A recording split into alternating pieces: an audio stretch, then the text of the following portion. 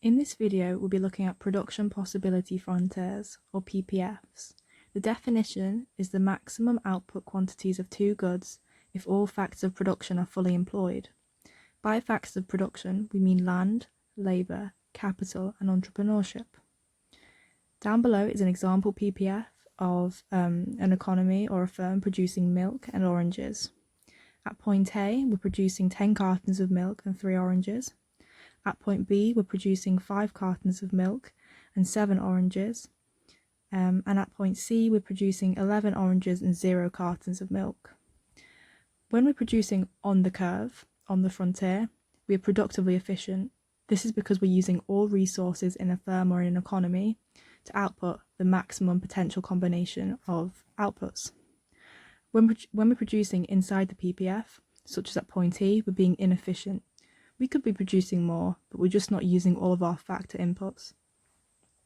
When we're producing at point F, this is unattainable. We can't actually produce at this point because we don't have the factor inputs to produce this amount of output.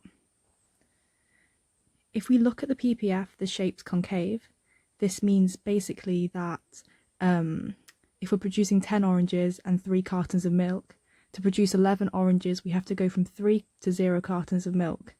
This is because the factors of production used to make that one orange were better suited to milk production.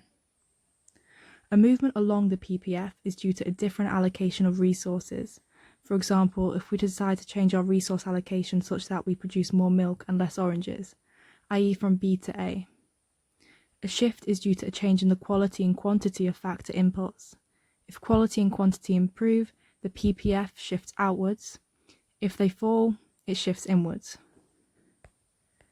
Looking at economic growth and decline, we can show economic growth on a PPF by modelling the PPF as an economy producing capital and consumer goods. Capital goods are like machines, they're goods used to make other goods, and consumer goods are goods produced for consumption. Economic growth occurs when there's an outward shift of the PPF, which is again due to an improvement in the quality and quantity of factor inputs. For example, if we invest in education, we've got a better labour force. Since labour force is a factor of production and it's improving, the PPF shifts outwards. There's an economic decline when there's a decline in the quantity and quality of factor inputs. For example, a natural disaster. We've basically, we might have lost lives, so we've lost labour, we've lost capital. Also outward migration where we're losing labour.